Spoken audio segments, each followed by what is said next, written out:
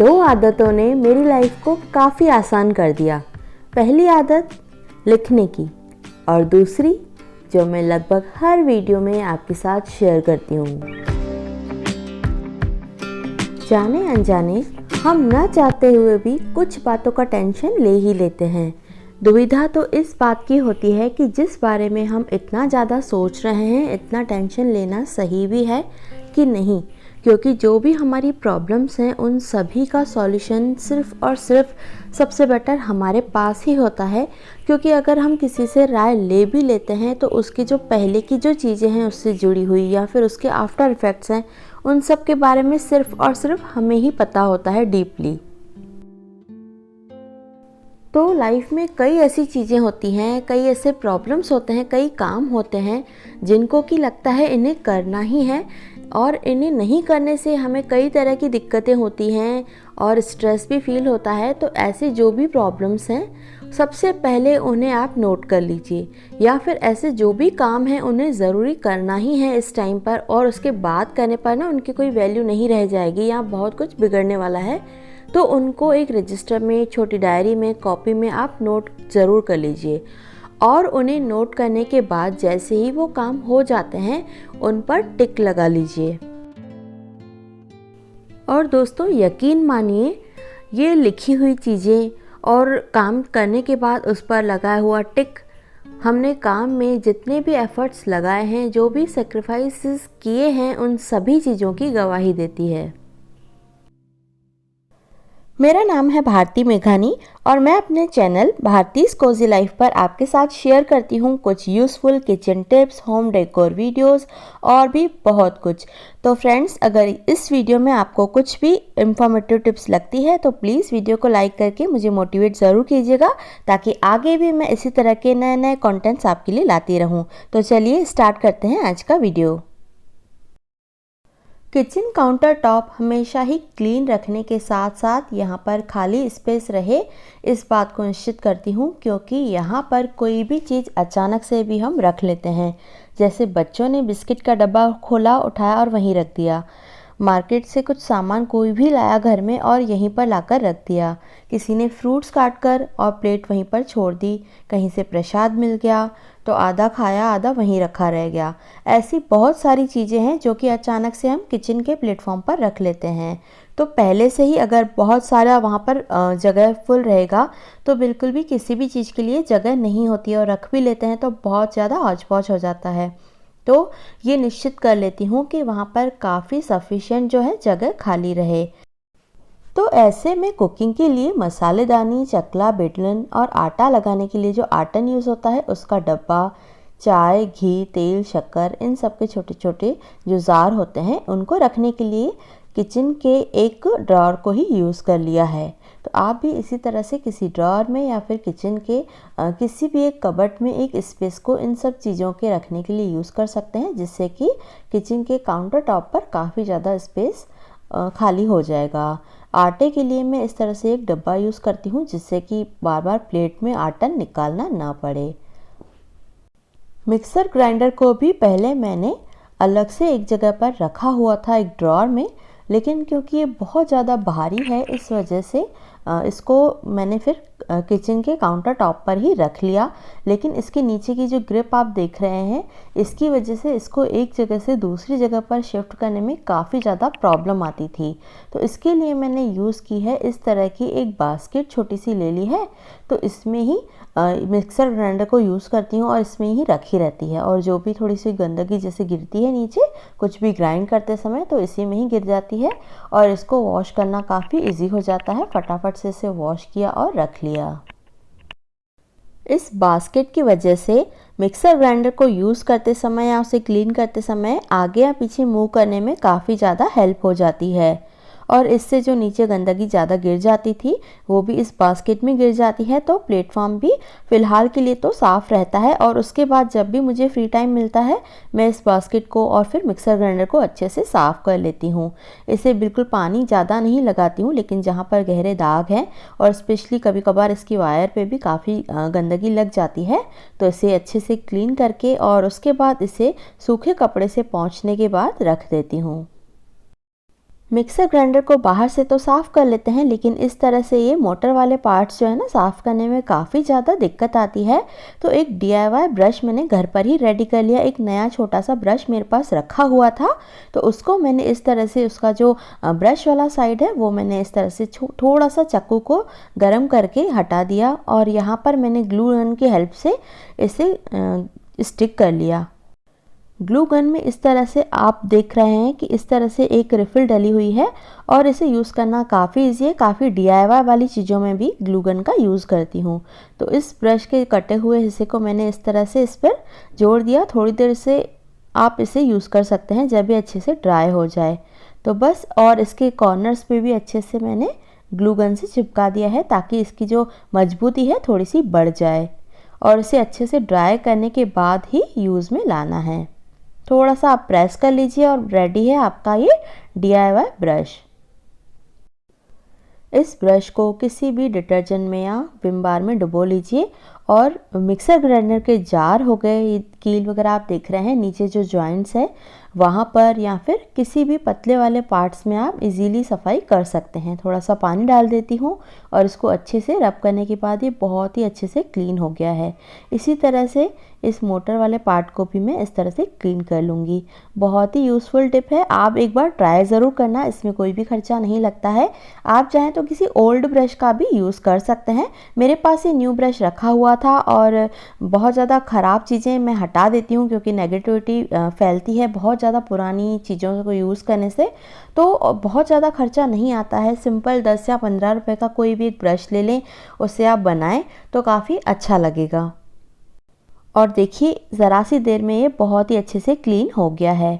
ये बिल्कुल भी एडिटिंग नहीं है, आप देखिए आपके सामने कितने अच्छे से क्लीन हो रहा है बिना किसी ज़्यादा मेहनत के।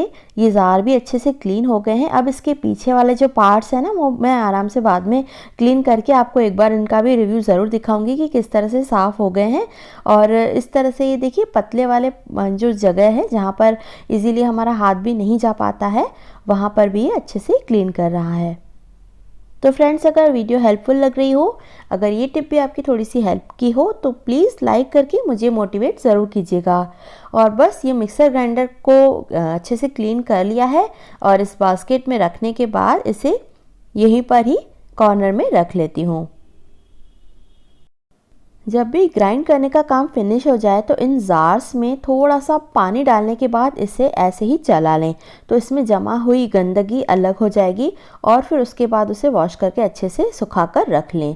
और जिस ब्रश से हमने मिक्सर ग्राइंडर के और उसके जार के पार्ट्स को क्लीन किया है, सेम वही तरीके से आप इस तरह से चॉपर और ब्लेंडर, बीटर्स आदि को भी साफ़ कर सकते हैं। कोशिश करती हूँ कि कोई भी बॉक्स वगैरह अगर रखूँ भी तो प्लास्टिक का ही रखूँ, किसी कार्डबोर्ड का ना रखूँ, क्योंकि इनमें कॉकरोच वगैरह होने की संभावना बहुत ज़्यादा हो जाती है। थोड़ा सा ही पानी वगैरह लगने पर या कोई भी चीज़ चिपक जाती है ना, तो हम ना इसे वॉश कर पाते हैं, तो वही गंदगी लगने के कारण कॉकरोच वगैरह ज़्यादा हो जाते हैं। वैसे तो एक नियम बना लिया है कि महीने में कम से कम एक बार पूरे किचन को खाली करने के बाद इस तरह से चॉक फेर लेती हूँ कॉकरोच वाला। और ये वाला तो बहुत ही अच्छा है, इसमें आपको हाथ पावर लगाने की ज़रूरत नहीं पड़ती है और इसे जैसे लिपस्टिक की तरह ओपन या क्लोज कर सकते हैं। बहुत ही अच्छा लगा मुझे, तो इसका नाम और इसकी लिंक जो है मैं डिस्क्रिप्शन बॉक्स में दे दूँगी। इवन जितने भी सारी चीज़ें दिखा रही हूँ वीडियो में, अगर आपको इनकी लिंक चाहिए तो डिस्क्रिप्शन बॉक्स में आप देख सकते हैं। तो स्पेशली जो भी कवर्ड वाले एरियाज़ रहते हैं ना, जहाँ पर हमारा बार बार सफाई के लिए हाथ नहीं जा पाता है, तो वहाँ पर ये अच्छे से चॉक लगा लेती हूँ ताकि छुपे हुए जो भी कॉकरोचेस वगैरह इनिशियल स्टार्टिंग लेवल पे भी होते हैं ना, तो वो भी इजीली हट जाएं। और दूसरी तरफ रखा हुआ है इंडक्शन कुकटॉप, जिसे कि मैंने 1-2 वीडियो में आपके साथ पहले भी शेयर करा हुआ है। तो आपके बहुत सारे कमेंट्स आए थे कि ये कौन सी कंपनी का है और इस पर किस तरह के बर्तनों का यूज़ होता है। तो दोस्तों, इस पर 2 तरह के बर्तनों का यूज़ हम कर सकते हैं। एक तो देखिए इंडक्शन बेस होना चाहिए किसी भी बर्तन में, ये कुकर में, पैन में या फिर कढ़ाई में, हर तरीके के बर्तनों में ये आजकल अवेलेबल है, डोसा वाले तवे में। और नॉर्मल तवे में भी अवेलेबल है। या तो ये इंडक्शन वाला बेस होना चाहिए या तो फिर जो बर्तन है वो स्टील के होने चाहिए। और बहुत सारे मोड हैं, milk tea, deep fry, idli, करी, डोसा, रोटी और मैनुअल ऑप्शन भी है। इसमें प्लस माइनस का ऑप्शन दिख रहा है, जैसे हम हमारे गैस स्टोव को स्लो और हाई कर सकते हैं फ्लेम को, वैसे ही यहाँ पर इसका टेम्परेचर कम या ज़्यादा कर सकते हैं। बर्तन गर्म होने पर भी हम इसे छू सकते हैं, क्योंकि बर्तन में अंदर रखा हुआ जो भी पार्ट है, जैसे पानी है या जो भी सामान है, वो गर्म हो जाता है, लेकिन बर्तन उतना गर्म नहीं होता है, तो इजीली हम उसे छू सकते हैं। यहाँ रखे हुए हैं कुछ ग्रीनरी, कुछ प्लांटर्स। मुझे अच्छा लगता है घर में या फिर किचन में कुछ कुछ ग्रीनरी दिखनी चाहिए, तो मन को काफ़ी अच्छा लगता है। तो इस तरह से छोटे छोटे प्लांटर्स जो हैं मैं अक्सर जहाँ भी मुझे लगता है कि सूटेबल लगेंगे वहाँ रख लेती हूँ। देखिए, ये मैं लेके आई थी मधुकामनी का, टेबल मधुकामनी है ये, टेबल मधुकामनी का एक छोटा सा पौधा, और जिसे मैं लगाऊंगी इस प्लास्टिक के डब्बे को थोड़ा सा कट कर लूँगी और इसे मैं अच्छे से अपने हिसाब से रेडी कर लूँगी, खाद और रेत वगैरह डाल के। तो इस तरह के छोटे छोटे प्लांटर्स बहुत इजीली हमारे आसपास की नर्सरीज में मिल जाते हैं, और हमारी अपनी पसंद होती है, हमें कभी कुछ पसंद आता है, हर किसी की अपनी अपनी एक चॉइस होती है। तो मुझे ना थोड़ा सा ग्रीनरी अच्छी लगती है। वैसे तो मैंने यही सोचा था कि मैं किचन में एक किचन गार्डन बनाऊंगी, मतलब वहाँ जो काम की जैसे सब्जियां हैं, जैसे कि अजवाइन हो गई, नीम पत्ती हो गई, तुलसी जी हो गई, ये सब चीज़ें प्लांट्स रखूंगी। लेकिन इतना तो नहीं हो पाया था, क्योंकि इतना ज़्यादा स्पेस भी नहीं था, और वहाँ पर फिर अलग से एक विंडो लगवानी पड़ेगी, क्योंकि इनमें ना थोड़े कई बार मच्छर भी हो जाते हैं। तो हम ये सब जब शौक़ करते हैं तो थोड़ा सा अपने आप को ये मोटिवेट रखना पड़ता है। ये सब जो चीज़ें हैं दिखने में बहुत अच्छी लगती हैं, लेकिन जब हम इनको करने बैठते हैं तो उस समय टाइम तो बहुत ही ज़्यादा लगता है, और इसी के साथ साथ उनके मेंटेनेंस में भी बहुत ज़्यादा टाइम लगता है। ये हैं कुछ बाहर रखे हुए पौधे, जिनमें कि मैं खाद लगभग 2-3 महीने में डालती रहती हूँ, और इनको कई बार इनकी मिट्टी वगैरह खोद खाद के अच्छे से इनको पानी वानी देती रहती हूँ। और ये सेमी शेड में रखे हुए हैं, ना ज़्यादा धूप में है और न ही अंदर की तरफ है। ये जो ऊपर आप देख रहे हैं एक शेड लगा हुआ है, तो यहाँ पर हल्की हल्की धूप आती है, तो इस तरह से ये बहुत अच्छे से सर्वाइव कर जाते हैं। मेहनत तो हर चीज़ में है, लेकिन एज अ होम मेकर हमें सब चीज़ें करनी पड़ती हैं। मैं किसी भी कुकिंग में बिल्कुल भी स्पेशलिस्ट नहीं हूँ, लेकिन बहुत अच्छी एक बिरयानी मैं आपके साथ शेयर करना चाहती हूँ। स्पेशली उन लोगों के लिए बहुत ही हेल्पफुल रहेगी जो बिगनर्स हैं कुकिंग में। तो छोटी छोटी चीज़ें जो हैं इसमें ध्यान रखना है। अगर आप बिरयानी बना रहे हैं तो जो चावल है वो बड़ी साइज़ का होना चाहिए, सबसे बेसिक जो चीज़ है। और बिरयानी के लिए काफ़ी सारी सब्जियां होना बहुत ज़रूरी है, ताकि कलरफुल और अच्छी बिरयानी आप रेडी कर पाएँ। तो चावल को इस तरह से कुक कर लेना है। थोड़े से गरम मसाले डाल दीजिए, बिल्कुल भी प्रोफेशनल वाला तरीका नहीं है, आप सिंपल घर में आप रेडी कर सकते हैं। और बहुत सारी सब्जियां ले लेना है, जैसे कि गाजर, मटर, शिमला मिर्च, बीन्स, थोड़े आलू, थोड़ी सी सोयाबीन, पनीर, और प्याज और हरी मिर्च और लहसुन अदरक का पेस्ट तो आपको चाहिए ही होगा।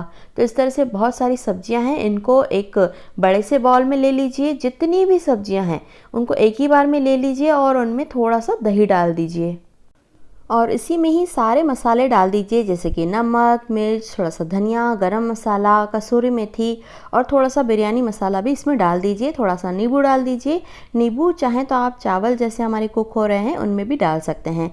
जब भी चावल पका रहे हैं तो पानी थोड़ा सा ज़्यादा डाल दीजिए, क्योंकि उन चावलों को अच्छे से पका लेना है, 80% तक पकाना है, और उसे किसी भी प्लेट या छन्नी में निकाल लेना है। और ये जो भी सब्जियां हम मैरिनेट कर रहे हैं इसको हम अच्छे से रख लेंगे और इनके साथ मिलाकर चावलों को पकाना है। तो काफ़ी अच्छे से बिरयानी जो है बन जाएगी और अच्छे से मिक्स हो जाएगी। जो हम नॉर्मल चावल घर में यूज़ करते हैं वो बिरयानी में नहीं डालना है, थोड़े से बड़े चावल ही लेना है। अगर आप बहुत कम बिरयानी बनाते हैं ना, तो भी आप 1 kg एक अलग जार में डालकर रख लीजिए, ताकि जब भी जैसे गेस्ट वगैरह आते हैं या फिर हमें ही बाहर मार्केट के जैसा बनाने का और खाने का मन करता है ना, तो हम इजीली ही उठाकर इसे बना पाएँ। मैं भी ऐसे ही करती हूँ। ये बड़े वाले चावल कम ही पसंद है सबको, लेकिन बिरयानी में यही वाले चावल बहुत अच्छे लगते हैं। तो ये चावल अच्छे से कुक हो गए हैं और इसे मैं ना एक छन्नी से इस तरह से निकाल लेती हूँ। आप चाहें तो स्टील वाली छन्नी अगर यूज़ करेंगे तो ज़्यादा बेटर रहेगा। फ़िलहाल मेरे पास नहीं है तो मैं यही वाली छन्नी ले लेती हूँ और इसमें सारे चावल अच्छे से कुक हो गए हैं, 80-90% तक कुक हो गए हैं। बाकी हम सारी सब्जियों के साथ मिलाकर एक सीटी लगवा लेंगे तो ये बहुत अच्छे से रेडी हो जाएगी। खिली खिली बिरयानी हमारी बन जाएगी। और इसका जो नीचे वाला पानी है वैसे ही वो मांड वाला पानी कहलाता है, तो वैसे ही हम उसे अलग ही करते हैं, तो वो पानी हटा देना है। और इसी कढ़ाई में हम बनाएंगे, हमारा जो है सब्जियां फ्राई करेंगे। चावल की छन्नी और प्लेट के बीच में छोटी सी कटोरी रख देने से चावल का पानी नीचे अच्छे से ड्रेन हो जाएगा। तो अब सारी सब्जियां अच्छे से मैरिनेट हो गई हैं और चावल भी पक गए हैं। अब हम एक कढ़ाई में थोड़ा सा तेल डालेंगे। अगर आप गरम मसाला और ज़्यादा अच्छे से खाना पसंद करते हैं तो थोड़ा सा और डाल दीजिए, वैसे हमने चावल में ऑलरेडी डाला हुआ है। इसमें हम प्याज अलग से फ्राई करेंगे। प्याज डालने के बाद इसमें हम डालेंगे थोड़ा सा टमाटर और ये सारी सब्जियां और इनको अच्छे से कुक कर लेंगे। प्याज को पहले थोड़ा सा गोल्डन ब्राउन होने दीजिए। प्याज जो है बिरयानी में गोल्डन ब्राउन ही अच्छा लगता है। अब इन सारी सब्जियों को हम थोड़ी देर तक अच्छे से कुक कर लेंगे। सिंपल सा प्रोसेस था, हमने पहले चावल को कुक कर लिया और इसी के साथ साथ सारी सब्जियों को मैरिनेट करके रखा, उसके बाद उनको भी कुक कर लिया और उनके बाद उनकी लेयरिंग करके बिरयानी को रेडी कर लेंगे। और मैंने रायता भी इसके साथ साथ बना लिया और एक कढ़ाई लेंगे, उसमें थोड़ा सा पहले पानी और तेल डाल दीजिए, क्योंकि कई बार ना हम स्टार्टिंग में जैसे बिगनर्स होते हैं तो हमसे बिरयानी थोड़ी सी जल जाती है, अच्छे से पानी वानी हम नहीं डाल पाते हैं। तो इस तरह से थोड़े चावल थोड़ी सब्जियां फैलाते जाएं ताकि अच्छे से लेयरिंग हो जाए। और इस पर डालना है बिरयानी मसाला, थोड़ा सा गरम मसाला, हमने ऑलरेडी बहुत सारी मसाले डाल चुके हैं, थोड़ी सी कसूरी मेथी ऊपर से ही डाल देंगे। और थोड़े थोड़े जो पापड़ बच जाते हैं ना, जो टूटे हुए रहते हैं, तो वो तलने में बहुत ही अच्छे लगते हैं, तो इस तरह से वो भी मैंने तल लिए हैं। तो आज की वीडियो को मैं यहीं एंड करना चाहूँगी। उम्मीद है कि आज के वीडियो में दिखाई गई टिप्स में से आपको कोई ना कोई तो ज़रूर पसंद आई होगी। तो प्लीज़ वीडियो को लाइक करके चैनल को सब्सक्राइब ज़रूर कीजिएगा। मिलते हैं जल्दी ही किसी अगले वीडियो में। वीडियो के स्टार्टिंग में जो 2 बातें मैंने बोली थी, पहली आदत है लिखने की और दूसरा खुद से प्यार करने की। तो दोस्तों वीडियो को लाइक, शेयर और सब्सक्राइब ज़रूर से कर दें। Take care and bye bye.